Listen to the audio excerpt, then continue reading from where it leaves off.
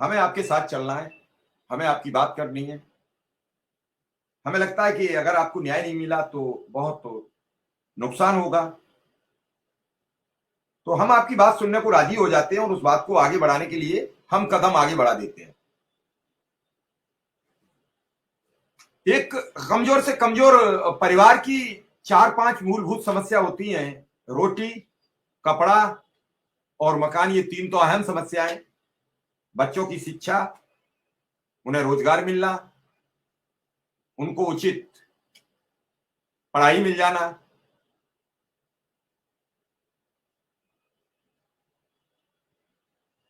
ये सब चीजें बड़ी गंभीर और विस्तृत है।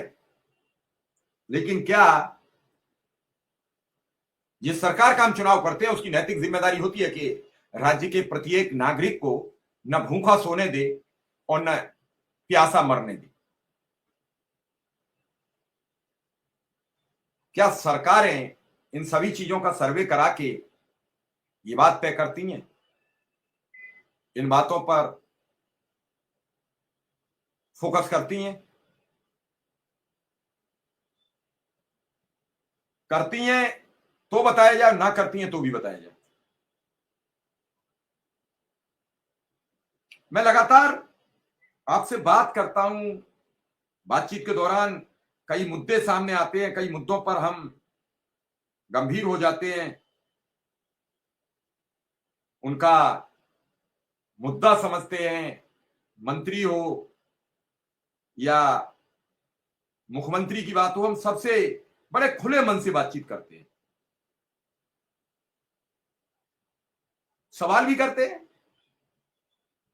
लोगों को आश्वस्त भी करते हैं कि तुम्हें न्याय देने के लिए हम कृत संकल्पित हैं। लेकिन जिसे न्याय मिलना वो कृत संकल्पित क्यों नहीं हो? जी शुक्ला जी।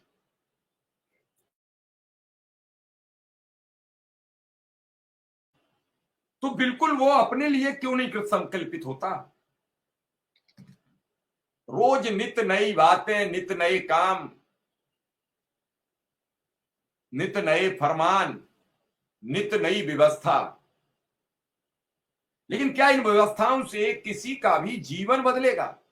यहां तो जीवन फंसा पड़ा है संकट में। पूरा शिक्षा मित्र समाज बर्बादी के कगार पर चल पड़ा है।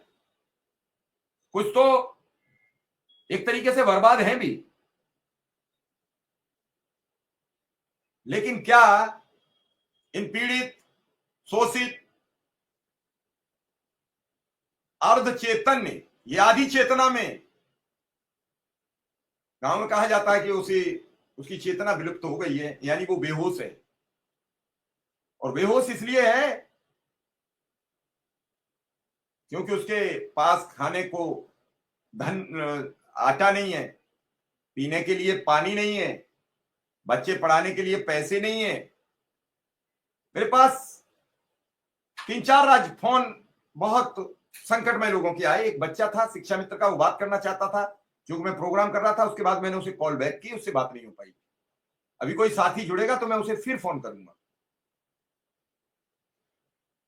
बड़ी गंभीर समस्याओं में पूरा सिस्टम उलझा पड़ा है। हर व्यक्ति त्राय त्राय में कर रहा है, पैसे नहीं है।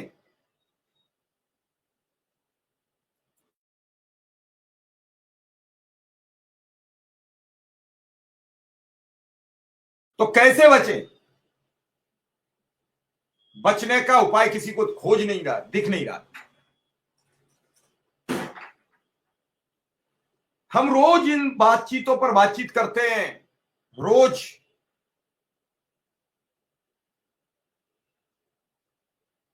इन सब पर प्रोग्राम करते हैं। आज मैंने इसीलिए विजय कुमार बंधु जी को भी बुलाया है कि शिक्षा मित्र और अन्वेषकों के साथ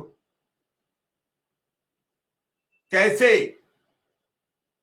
शिक्षक संगठनों का तालमेल बने, बहुत जरूरी हो गया। क्योंकि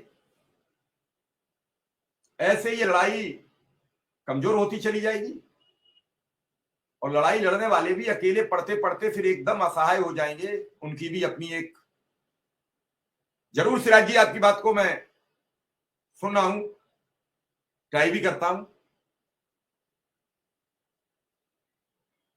ये असहाय परी लड़ाई फिर लड़ी कैसे जाएगी?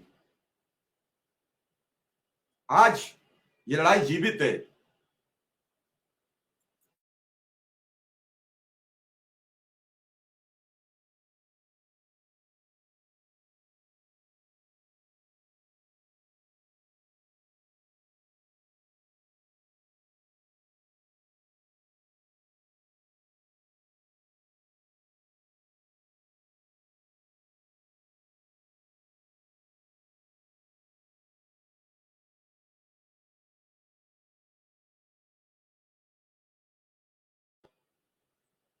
सिराज जी, बात नहीं हो पाई है। आप जो चीज कह रहे थे बात नहीं हो पाई है। मैंने अभी फोन ट्राई किया, हो सकता है कहीं हो। तो ये लड़ाई अगर कमजोर हुई तो फिर दोबारा चलाना बड़ी मुश्किल हो जाएगी।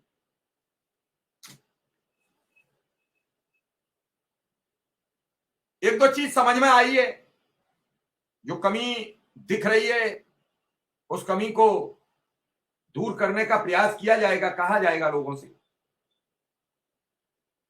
लेकिन जब तक कोई स्थायी कमी ना मिले तब तक हम किसी पर आरोप भी तो नहीं लगा सकते, किसी से कुछ कह भी तो नहीं सकते।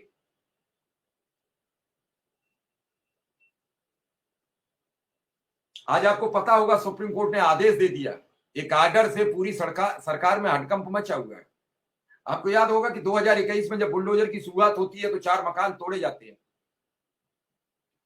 वो अतीक के समर्थकों के बताए जाते हैं। उन चारों मकानों को जो टूटा है उन्हें 10-10 लाख रुपया का सुप्रीम कोर्ट ने इलाहाबाद प्रयागराज विकास प्राधिकरण के अधिकारियों को निर्देश दिया कि 10-10 लाख रुपया दो, इन चारों 5 लोगों 6 लोगों को 60 लाख रुपया दो।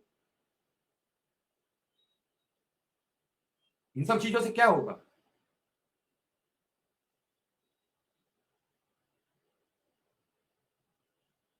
आज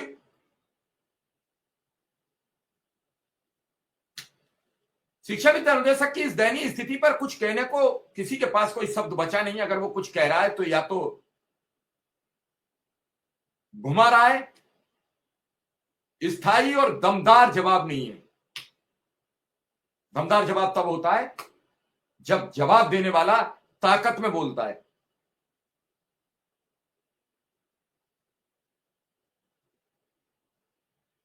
ऐसा नहीं है कि नेताओं को जवाबदेही तो देनी पड़ेगी। अगर आप संगठन चलाओगे, संगठन की बात करोगे, संगठन की जिक्र करोगे तो निश्चित रूप से जवाब तो देना पड़ेगा, आज नहीं तो कल। फिर जब कल कुछ होने को होगा तो यही शिक्षा मित्र आपकी चापलूसी नहीं बर्दाश्त करेगा। मुझे नहीं मालूम, मैं किसी को नहीं समझा रहा हूं। जब आज आप जवाबदेही तय नहीं कर पाओगे तो कल जो श्रेय मिलेगा वो भी नहीं मिल पाएगा।